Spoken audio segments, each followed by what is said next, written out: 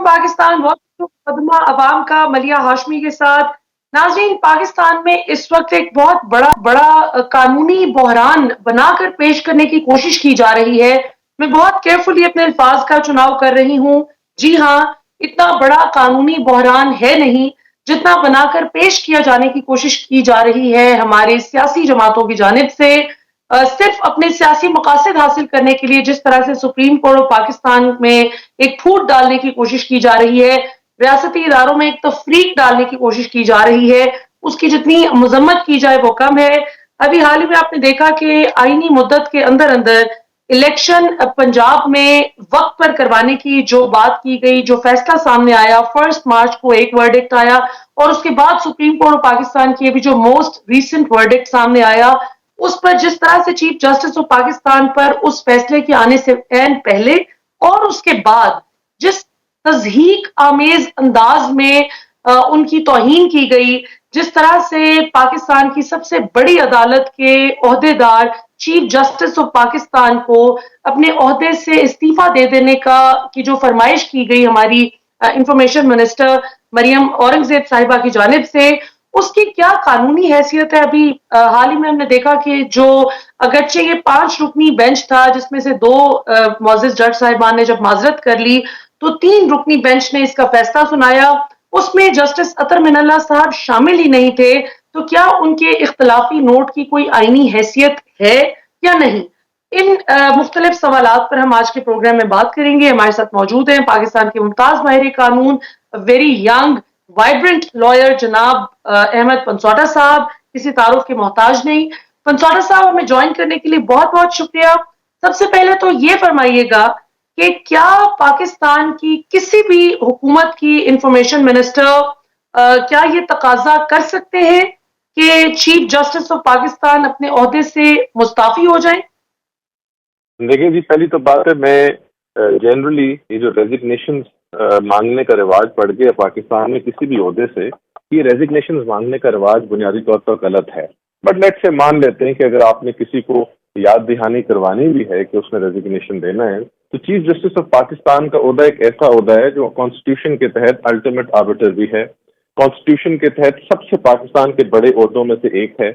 उस ओहदे से एक अनइलेक्टेड रिप्रेजेंटेटिव जब इस्तीफे का मुतालबा करता है तो ये कानून का भी मजाक है, आइन का भी मजाक है, और जो प्रोसीजर एंड प्रैक्टिस है उसका भी मजाक है। दूसरी बात यह है कि चलें हम for the sake of argument मान लेते हैं कि मिनिस्ट्री इंफॉर्मेशन जो है वो गवर्नमेंट का मुद्दा जो है वो आगे बढ़ा रही है और उनकी एंड पर उनकी साइड से ये इस रेजिग्नेशन को मांग रही है।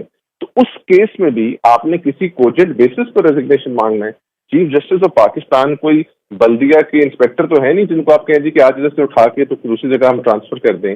He is head of the institution. उनसे आपने एक जजमेंट देने पर आप कह रहे हैं कि जी आप हमें इस्तीफा दे दें। अगर उनका कोई प्रोफेशनल मिसकॉन्डक्ट हो या किसी भी और जज का या कोई और बात हो, बात बनती भी है, एक बंदे ने जजमेंट दी है और वो जजमेंट हेड की है बेंच ने, उस जजमेंट से आपको इख्तलाफ हो सकता है, आप उस जजमेंट के खिलाफ रेमेडी लें, रिव्यू की रेमेडी आपके पास मौजूद है, उस जजमेंट के खिलाफ आप फेयर कमेंट करें, फेयर जर्नलिस्टिक पोजीशन लें अगर वो ऑनगोइंग केस हो। लेकिन ये कहना जी कि आप इस्तीफा दे दें, इसका मतलब तो फिर ये हुआ कि कल को मैं एक वकील हूँ, प्रैक्टिसिंग वकील हूँ, अगर कोई जज साहब की मुझे जजमेंट पसंद नहीं आएगी तो मैं उन्हें कहूंगा कि आप इस्तीफा दें।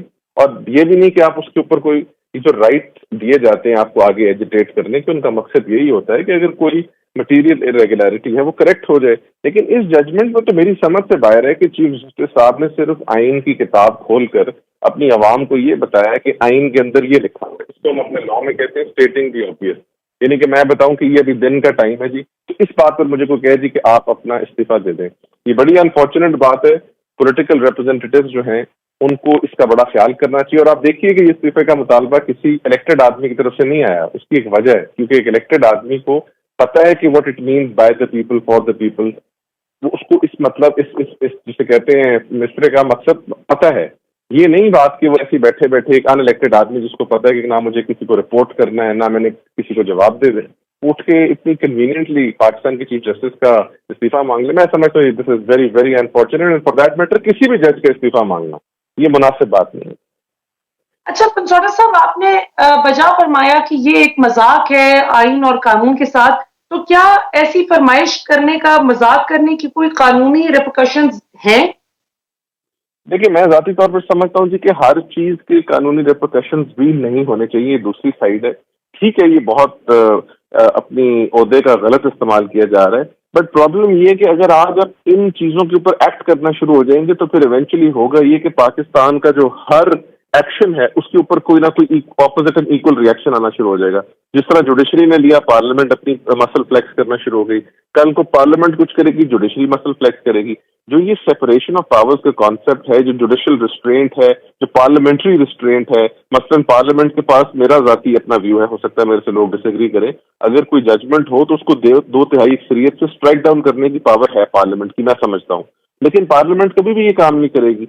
हमने जब कॉन्स्टिट्यूशनल लॉ का बेसिक सबक लिया था, इंग्लैंड की किताब बार्नेट मुझे भी याद है, तो उसमें ये था कि parliament, if parliament makes a law that all blue eyed baby should be killed, it will be the law, however parliament will go mad before passing such a law. तो हर चीज, पावर तो आपके पास इस चीज की भी होती है कि आप सुबह उठ के कहेंगे पाकिस्तान में चीफ जस्टिस साहब अनाउंस कर दें कि जी पार्लियामेंट को सस्पेंड कर दें, लेकिन ये पार्लियामेंट कभी ये पावर वो एक्सरसाइज करेंगे नहीं। सिमिलरली एक्शन अगर आप इस तरह लेना शुरू कर देंगे तो ये प्रेसिडेंट्स फ्यूचर के लिए गलत बनेंगे, और चीफ जस्टिस बड़ा रिस्ट्रेंट एक्सरसाइज कर रहे हैं।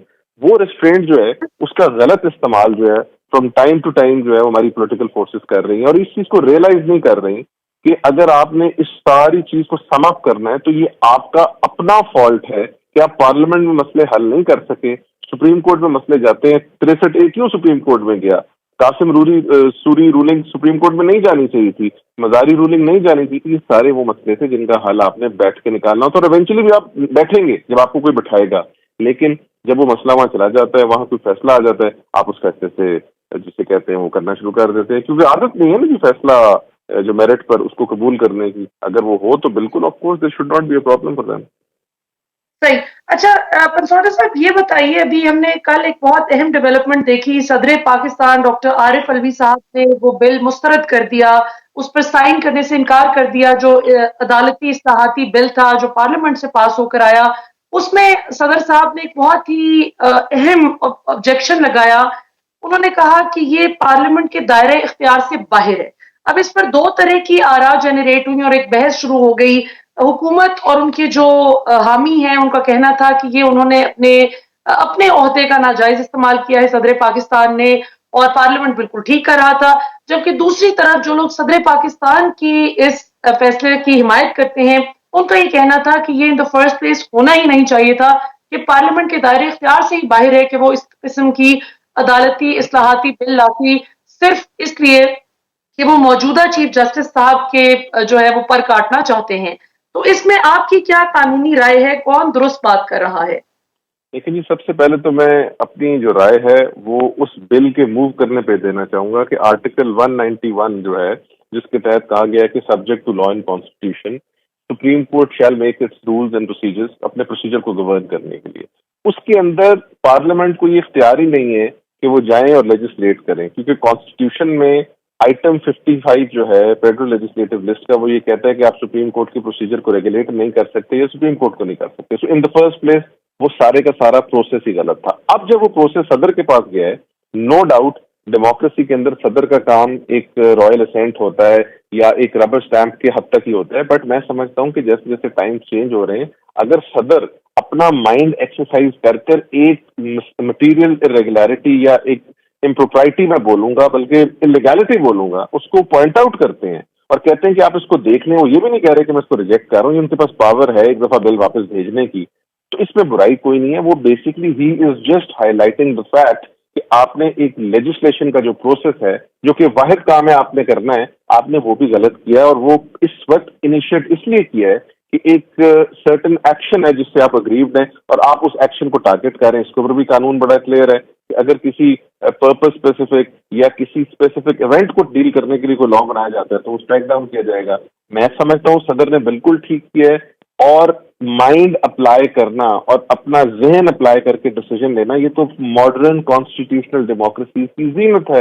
अगर उन्होंने वो किया, बिल्कुल ठीक किया है। उनके पास बल्कि ये पावर भी थी कि वो आर्टिकल 186 के तहत इसको भेज देते to the supreme court of Pakistan और इसके ऊपर अपना ओपिनियन मांग लेते। फिर ये पावर भी है जो कि अभी तक एक्सरसाइज नहीं की गई। मैं समझता हूँ पाकिस्तान तहरीक इंसाफ को इसका भी देखना चाहिए कि काजी फाइज ईसा जजमेंट जो थी, जो कि उनके अपने ऊपर जब केस हुआ था रिगार्डिंग जो भी सुप्रीम कोर्ट में चला था, उसमें ये लिखा गया था कि अगर प्रोसेस गलत है, समरीज गलत मूव की गई हैं, सारे का सारा तरीकेकार मैलाफिडे से राइज करता है, तो लेजिस्लेशन बनने से पहले उसको भी चैलेंज किया जा सकता है, उसको भी बिल्कुल। देखिए, मॉडर्न जूरिस्प्रूडेंस का मकसद ये तो नहीं है कि 1930s के हैं कि भैंस चोरी होगी तो उसका हमने जूरिस्प्रूडेंस आज के ऊपर लगानी है। आज की jurisprudence modern day and time के मुताबिक चेंज हुई है, और उसमें जो बुनियादी चीज है जो कि आपको मुझे समझ नहीं है, वो ये है कि कोई एक फर्दे वाहिद जो है उसकी हाकिमियत नहीं है। ये बेसिकली एक कंसेंसस है, एक स्ट्रक्चर्ड डिस्क्रेशन का कॉन्सेप्ट है, और वो आगे लेके चल रहे हैं हम। बिल्कुल ठीक। अच्छा पंचौटा साहब, अभी 2 दिन से एक बड़ी इंटरेस्टिंग बहस चल रही है सोशल मीडिया पर।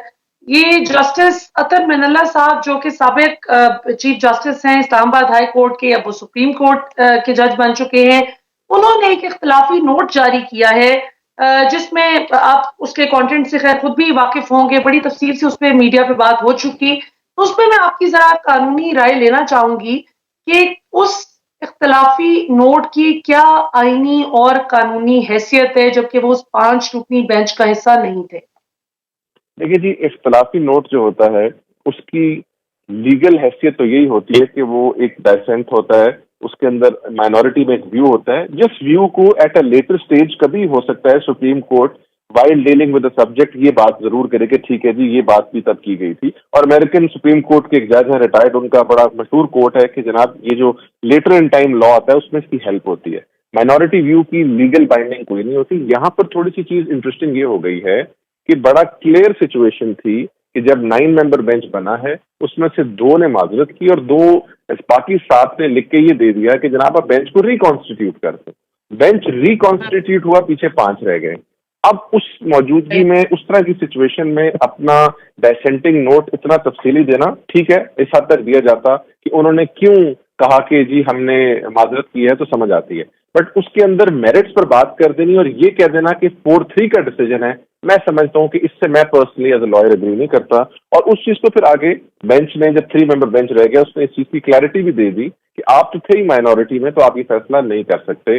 दूसरा, जस्टिस अतर मनल्ला साहब ने जो अपनी बातचीत की है इसमें आर्टिकल 1843 पर, बड़ी अच्छी बात है, लेकिन फिर मुझे उनका चीफ जस्टिस जब इस्लामाबाद हाई कोर्ट है वो भी दौर याद आता है। हम रेगुलर पेश होते थे, और मैं कहता हूं कि हमें, जब पाकिस्तान तहरीक इंसाफ को मैं रिप्रेजेंट कर रहा था, तो हमें अगर कोई प्रोटेक्शन थी from the actions of the state, वो जस्टिस अतर मनल्ला साहब देते थे। और उस टाइम पर फ्रैंकली रिट जुरिस्डिक्शन के अंदर हमें तमाम रिलीफ मिली, वो इमरान खान साहब की रिलीफ हो, वो किसी पार्लियामेंटेरियन की रिलीफ हो, वो तमाम रिलीफ हमें अतर मनल्ला साहब ने दी, क्योंकि वो माइंडफुल थे इस चीज के कि पाकिस्तान के अंदर स्टेट जो है वो इनलीगल और अनलॉफुल एक्शंस लेती है, और उन्होंने उसको एक्सरसाइज किया।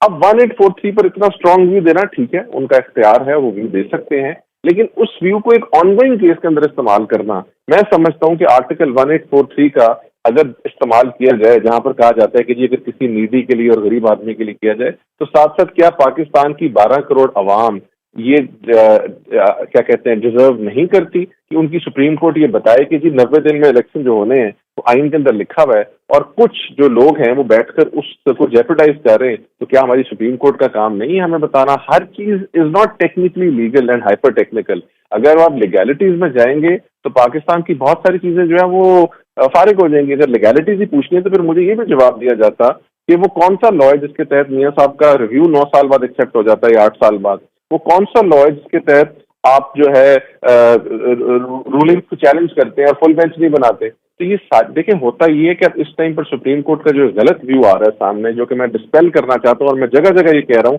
कि मैं उसको डाइसेंट ले रहा हूँ कि सुप्रीम कोर्ट में मुख्तलिफ लोग मुख्तलिफ तरह सोचते हैं, लेकिन पब्लिक परसेप्शन ये बन गई है कि सुप्रीम कोर्ट की भी आपस में खामखा नाराजगी है और एक जजेज एक दूसरे के साथ बात करके राजी नहीं, बैठ के राजी नहीं है। अब ये बहुत गलत व्यू है। Pakistan in the longer run, मैं हमेशा बड़ा कभी यकीन रखता हूं कि पाकिस्तान की इस्टेब्लिशमेंट भी, पाकिस्तान का सुप्रीम कोर्ट भी, they need to be a very very strong institution in their own regard. लेकिन अगर आप उनका व्यू और इमेज ये देना शुरू कर देंगे कि जी लोगों के अंदर डिस्कशन अब ये हो रही है कि जी फलाना जज फलाने से नहीं बनती, वो तो उसके साथ चाय पी के राजी नहीं है, तो दिस इज नॉट ऑन। आप व्यूज जरूर दें, बट उसमें इतना आगे मत जाए कि कल को आप लोगों ने भी आके लीड करना है इस इंस्टीट्यूशन को, तो फिर प्रॉब्लमेटिक सिचुएशन हो जाएंगी। आज ये दिस टाइम शैल पास, इसमें तो अब डिसीजन हो गया जो होना है। बिल्कुल सही। अच्छा, ये बड़ा अजीब-सा मामला है। जैसे कि आप जानते हैं कि 22 अप्रैल को पंजाब की जो निगरान हुकूमत है, उसकी आईनी मुद्दत खत्म हो रही है और 27 अप्रैल को केपी की जो निगरान गवर्नमेंट है, उसका आईनी टाइम खत्म हो रहा है। अब चले, पंजाब में तो 14 मई को इलेक्शन की तारीख दे दी सुप्रीम कोर्ट पाकिस्तान ने, और इलेक्शन कमीशन भी एक बड़ी अच्छी चीज़ नज़र आई कि वो भी कंप्लाई करता हुआ दिखाई दे रहा है। अभी बस वजारत खजाना जो है वो पैसे जमा करवाती है या नहीं, तौहीन अदालत की मुर्तकब होती है, इसका फैसला जाहिर है अब अगले तकरीबन 36 घंटों के अंदर अंदर हो जाएगा। ये फरमाइएगा कि केपी की तो अभी तक समझ ही नहीं आ रही कि कोई तारीख ही नहीं दी गई इलेक्शन की, तो इसका क्या बनेगा?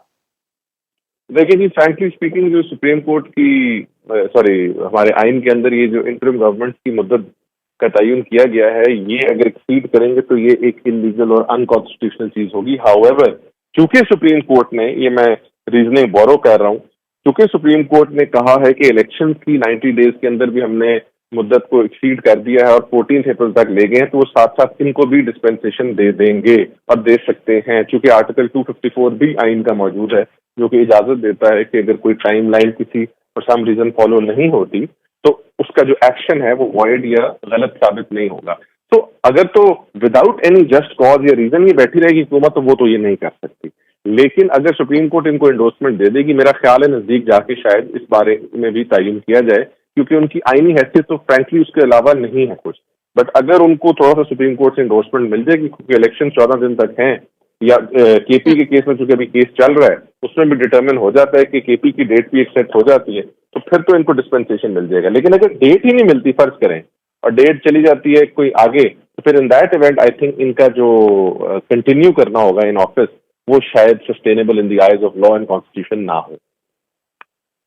बिल्कुल सही। अब पंचौटा साहब, आखिरी एक दो क्विक क्वेश्चंस करना चाहूंगी। अभी जो हम जिस तरह का क्योस देख रहे हैं कि जिसका जो जी चाहता है वो अदालतों के हवाले से जजेस, मोअज़्ज़ज़ जज साहिबान के नाम लेकर जिस तरह की वो कर रहा है तज़हीक आमेज गुफ्तगू, जाहिर है आप तो बेशक अच्छी बात है कि इस तासुर को डिस्पेल करने की कोशिश कर रहे हैं कि कोई लड़ाई आपस में नहीं है, लेकिन जिस तरह के हमले सोशल मीडिया पर मोअज़्ज़ज़ जज साहिबान के नाम ले लेकर हो रहे हैं, उससे तो ज़ाहिर है इंस्टीट्यूशन कमज़ोर हो रहा है।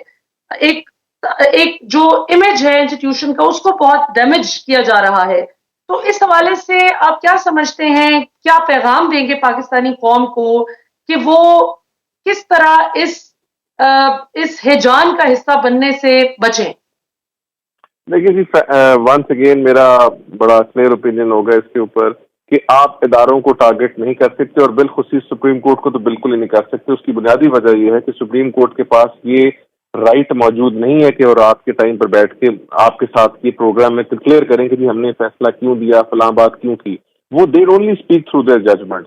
इसीलिए आपको राइट दिया गया है कि आप फेयर कमेंट करें, ताकि वो आगे मजीद भी काम कर सके। जजमेंट गलत सही हो सकती है, जज का इंटेंट चैलेंज करना बहुत डेंजरस सिचुएशन हो सकती है, और यहाँ पर पॉलिटिकल पार्टी सिर्फ अपने मकसद के लिए उस काम को कर रही हैं जिसका मैं समझता हूँ इन द लॉन्ग टर्म बहुत नुकसान होगा।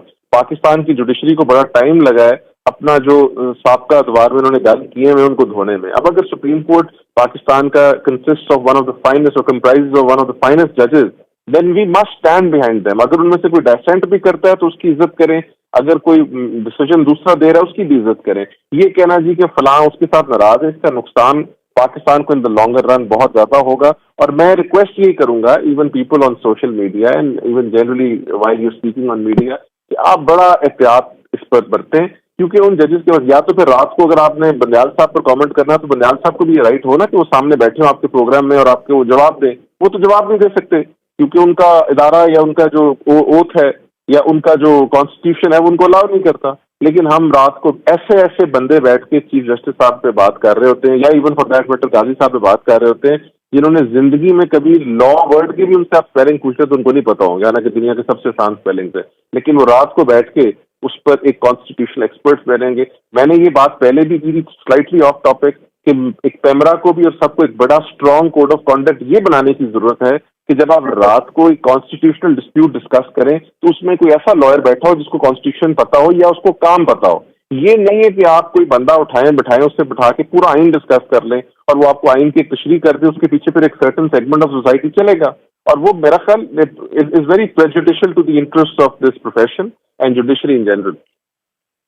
बिल्कुल दुरुस्त फरमाया आपने अहमद पंसौटा साहब, आपका हमें ज्वाइन करने के लिए बहुत बहुत शुक्रिया। हमारी कोशिश होती है कि हम अपने प्रोग्राम में जरूर, मेरी तो हर प्रोग्राम में, क्योंकि आजकल कानूनी बहस इतनी ज्यादा चल रही है, एक हैजान किसी सूरत हाल है, तो मेरी खास तौर पर कोशिश होती है कि हम माहिरीन कानून जितने ज्यादा हैं उनसे उनका ओपिनियन लें, ताकि पाकिस्तानी कौम को समझने में आसानी हो। जरूरी नहीं कि सोशल मीडिया पर जो राय आप सुनते हो वही हर पे आखिर हो। हाँ, लेकिन जिन्होंने कॉन्स्टिट्यूशन पढ़ रखा है, जो आइन और कानून की तालीम हासिल कर चुके हैं, जो प्रैक्टिकली अदालतों में पेश होते हैं, वो ज्यादा बेहतर तरीके से बता सकते हैं कि इस वक्त जो कानूनी बहस चल रही है उसमें कौन सा नुक्ता वैलिड है और कौन सा बिल्कुल इनवैलिड है, और वो चंद मखसूस सियासी जमातें अपना सियासी बयानिया पैडल करने के लिए इस्तेमाल कर रही हैं। यहाँ पर वक्त तो एक शॉर्ट कमर्शियल ब्रेक का, नाजरीन ब्रेक से वापस आते हैं तो गुफ्तगू के सिलसिले को यहीं से जोड़ते हैं। वेलकम बैक नाज़रीन, हमारे साथ मौजूद हैं पाकिस्तान तहरीक-ए-इंसाफ के सेनेटर डॉक्टर हुमायूं मोहम्मद साहब। डॉक्टर साहब, हमें ज्वाइन करने के लिए बहुत-बहुत शुक्रिया। सबसे पहले तो ये बताइए कि अभी ये जो आईनी बहरान बनाया जा रहा है, इतना मसला है तो नहीं, सीधी-सी बात है 90 दिन में इलेक्शन होने चाहिए, और जैसे सेनेटर मुशाहिद हुसैन सैयद साहब ने 2 दिन कबल सेनेट में बड़ी ज़बरदस्त तकरीर की, उसमें उन्होंने एक बड़ी वाज़ेह बात कही। उन्होंने कहा कि इदारों के साथ जो इस वक्त लड़ाई चल रही है वो नहीं होनी चाहिए। एक तरफ उन्होंने अपनी साइड को भी मुर्द इल्जाम ठहराया कि हमारी साइड यानी पीडीएम हुकूमत इस वक्त अदलिया के साथ लड़ाई करने में मसरूफ है, जबकि पाकिस्तान तहरीक इंसाफ पे उन्होंने इल्जाम आयद किया कि वो फौज से लड़ने में मसरूफ है।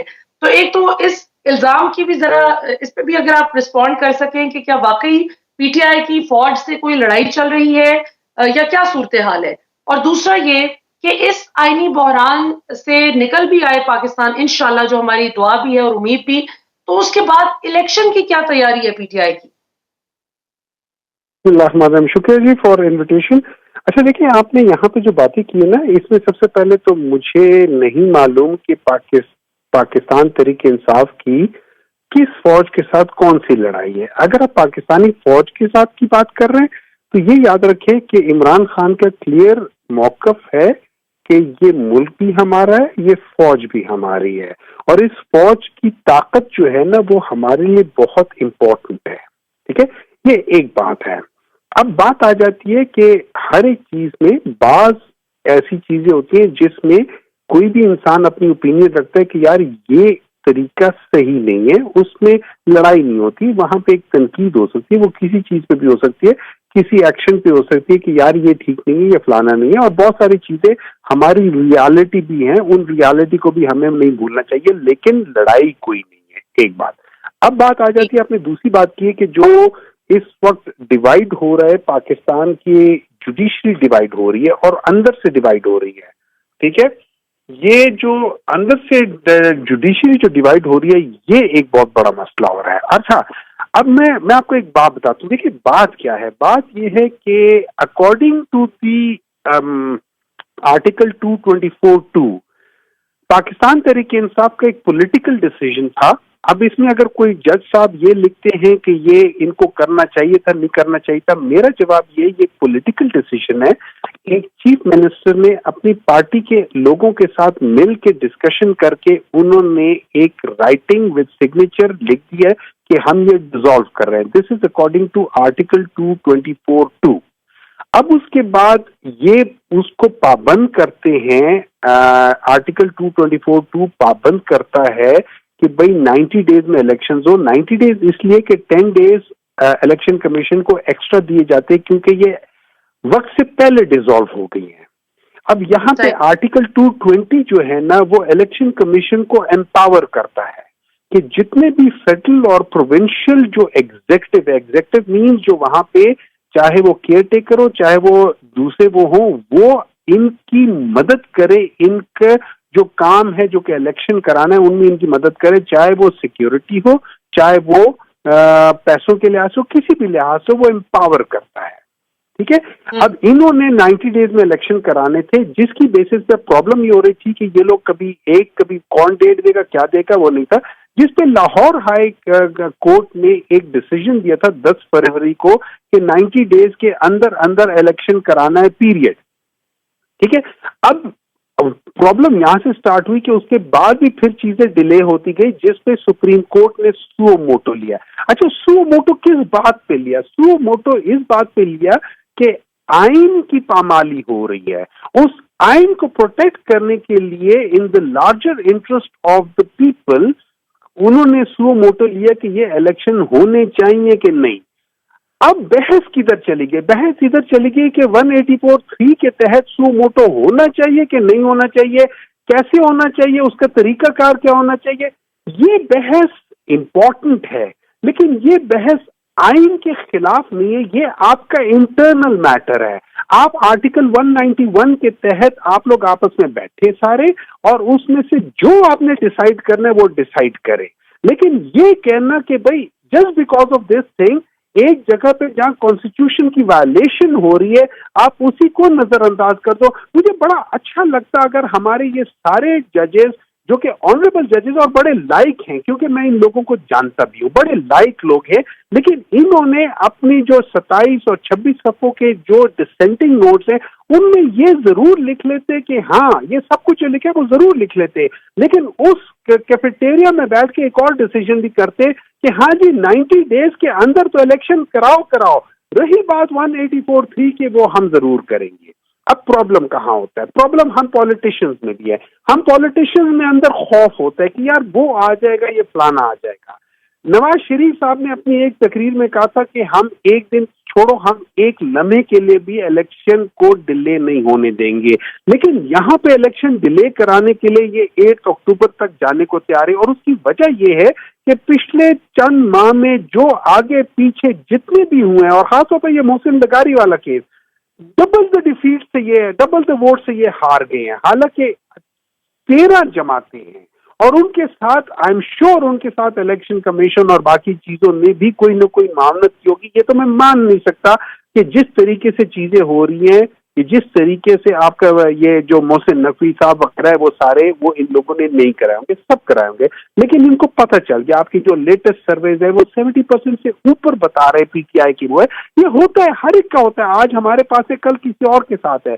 बट डज दैट मीन कि हम एक ऐसा लॉ बनाने की कोशिश करें और उसके अंदर हम शिक नंबर 5 डाल दे कि भाई हमने रिट्रोस्पेक्टिवली अपील करना होगी? आप अपील जरूर डालें, ये बहुत जरूरी है कि फ्री एंड फेयर ट्रायल होने के लिए अपील होना बहुत जरूरी है। लेकिन आपको जब अपील डालनी होगी, आपको आइन का आर्टिकल 184(3) को आपने चेंज करना होगा, उसके करना होगा, जिसमें आपने उसके अंदर ये शिक डालनी है कि भाई वहां पे आपको अपील की इजाजत हो। उसके लिए 2/3 मेजॉरिटी चाहिए। जब हम लोग खुद ही सियासतदान, और इसमें मैं एक बात बताऊं, मैं तहरीक इंसाफ ने जो बात काम किए, मैं उनकी भी मैं कहता हूं कि यार वो भी उनको नहीं करना चाहिए था। लेकिन ओवरऑल अगर हमने इस मुल्क को आगे लेकर जाना है, और सॉरी सर, ये बड़ी इंटरेस्टिंग बात है। कतर कलामी की माजरत चाहती हूँ, लेकिन ये बड़ी इंटरेस्टिंग बात है। मुझे बहुत खुशी होती है कि जब सियासतदान अपनी जो पॉलिटिकल पार्टी है उसके भी फॉल्ट्स को, उसके भी फ्लॉज को ओन करते हुए तस्लीम करते हैं कि नहीं होना चाहिए था। तो ये थोड़ा सा बताएं कि आपको क्या लगता है कि पीटीआई ने कौन से गलत फैसले लिए हैं जो नहीं लेने चाहिए थे? देखिए, मेरा ये ख्याल था कि पीटीआई जो था ना, उन्होंने बाज जगहों पे they were little bit more harder on the stand. ठीक है, they could be a little room to play with. ठीक है, मैं मानता हूं बाज जगहों पे, देखिए, before entering into politics I am a professional doctor, I work every day. ठीक है, मैं वो पॉलिटिक्स में आया इसलिए था कि मैं जब टीवी देखता था तो मैं दिल से लोगों को, ऑनेस्टली, अल्लाह माफी दे, करना नहीं चाहिए था, लेकिन मैं गालियां देता कि यार ये मुल्क के साथ क्या हो रहा है। और इसमें बात का गुस्सा आता है कि जब हम देखते हैं कि यार हमारे मुल्क के साथ ये चीजें हो रही है, तो बात पर इंसान बड़ा स्ट्रिक्ट हो जाता है। लेकिन in the larger interest of the country, बात पर you need to take a suffer. हाँ ठीक है, मैं खुद नहीं मिलना चाहता, जैसे हुजूर सल्लल्लाहु अलैहि वसल्लम को से वो नहीं चाहते थे वो करे, उन्होंने कहा ठीक है माफ कर दिया, लेकिन मेरे सामने ना आए। इसी तरीके से बाज़ दफा अगर मैं बात नहीं करना चाहता, मैं नॉमिनेट कर सकता हूं लोगों को, और किया भी है कि नॉमिनेट करके वहां पे डिस्कशन करें इन द लार्जर। लेकिन एक बात याद रखिए, देखिए होता यह है कि जब आप लोग एक बादशाहत के साथ और एक पॉलिटिकल सिस्टम के साथ बात करने का फर्क है, यहाँ पे हम लोग 4 और 5 और 6 मुख्तलिफ बादशाहत सिस्टम है। बादशाहत सिस्टम में शरीफ डायनेस्टी है, भुट्टोज डायनेस्टी है, वलीज डायनेस्टी है, वो मौलाना फजल रहमान डायनेस्टीज है। जब आप इनके साथ वो करेंगे तो फिर वहां पे मसले खराब हो जाते। क्यों? वो अपने फैमिली इंटरेस्ट को सामने रखते हुए बात कर रहे हैं, वो पॉलिटिकल इंटरेस्ट नहीं होता है। Political interest is all together a different thing. जब हम पॉलिटिक्स की बात करते हैं तो उसमें सबसे इंपॉर्टेंट चीज है डेमोक्रेसी। डेमोक्रेसी की रूह जो है वो आइन है। आइन 1973 में एक बहुत सारे लोगों ने किया और गाहे बगाहे इसके अंदर चेंजेस आई हैं, ठीक है।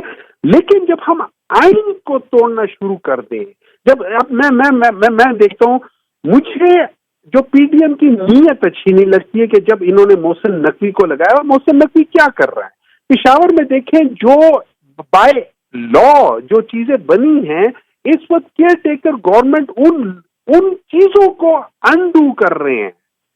ये चीजें केयर टेकर की नहीं है, इनसे उनकी नीयत पता चल रही है कि उनकी नीयत में क्या है।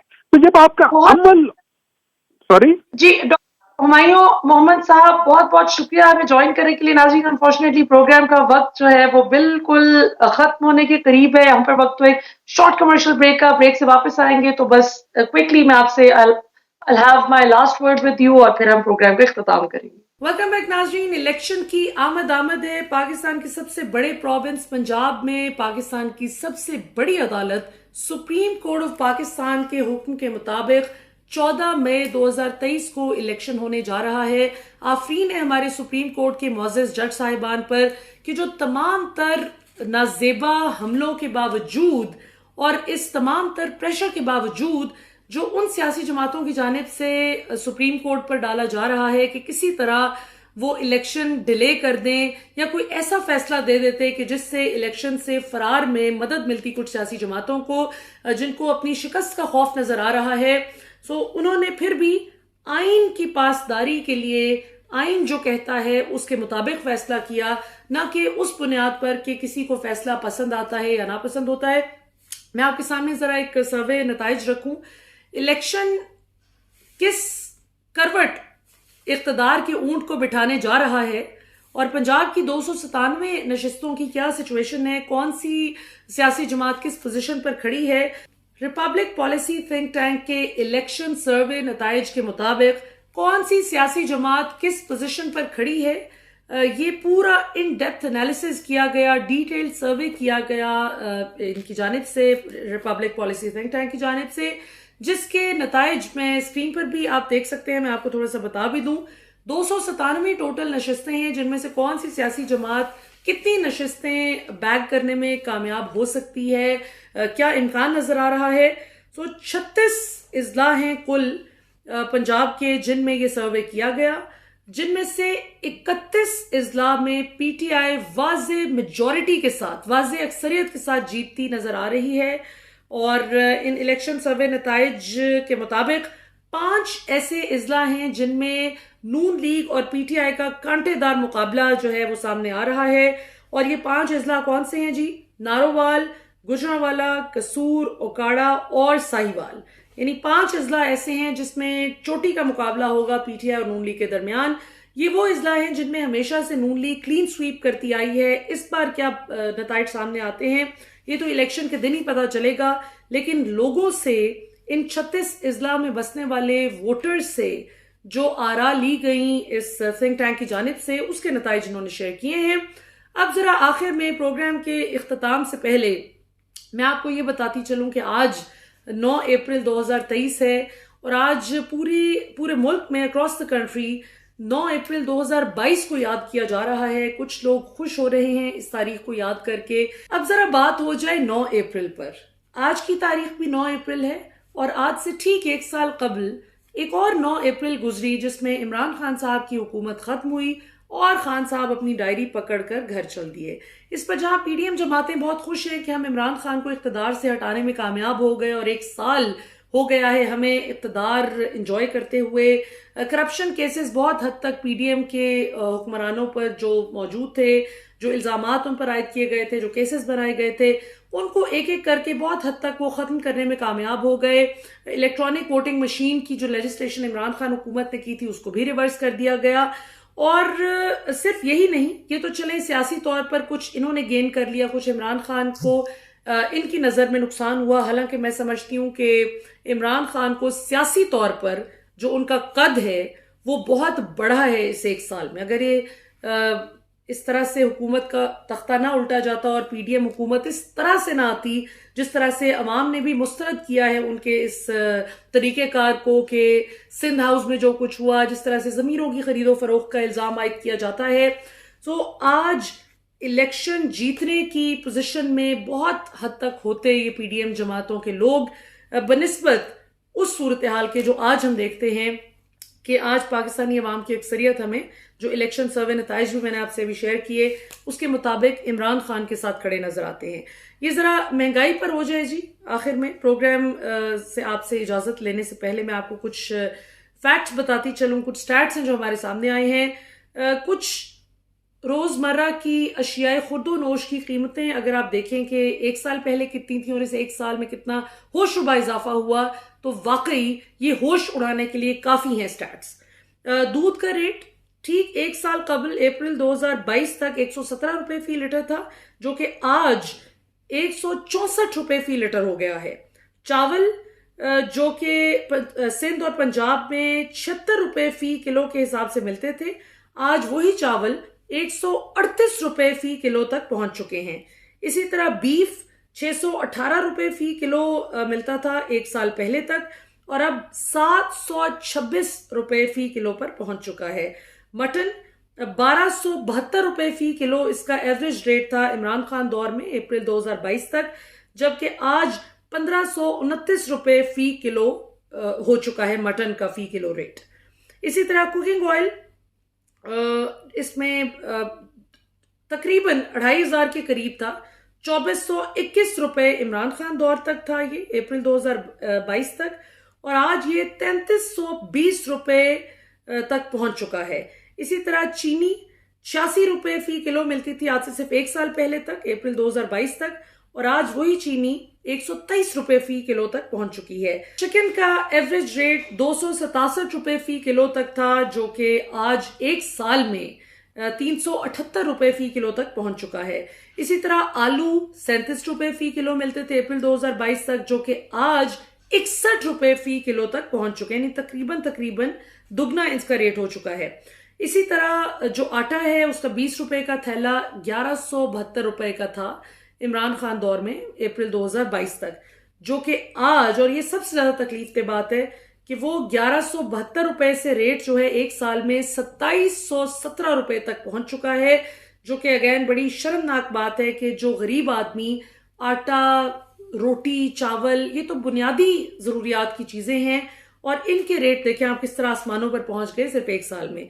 इसी तरह मुर्गी का जो अंडा है, अंडे का रेट जो है फी दर्जन वो 131 रुपए फी दर्जन होता था इमरान खान दौर तक, जो कि आज 260 रुपए फी दर्जन हो गया। और ये भी एक बड़ी बुनियादी जरूरत है, बच्चों को प्रोटीन इंटेक अच्छी मिलनी चाहिए, हर माँ बाप की ख्वाहिश होती है, लेकिन अब वो भी लोगों की पहुंच से दूर हो गया है। प्रोग्राम के इख्तिताम से पहले नाजरीन मैं आपको अली मोहम्मद खान साहब की तकरीर के चंद टुकड़े सुनाना चाहूंगी, जो कि तमाम तर सियासी वाबस्तगियों को बालाए ताक रखकर बहैसियत पाकिस्तानी अगर हम उनको सुने और समझने की कोशिश करें और अपने मुल्क को बेहतर करने के लिए पहले खुद को बेहतर करने की कोशिश करें, तो पाकिस्तान कहां से कहां जा सकता है इंशाल्लाह।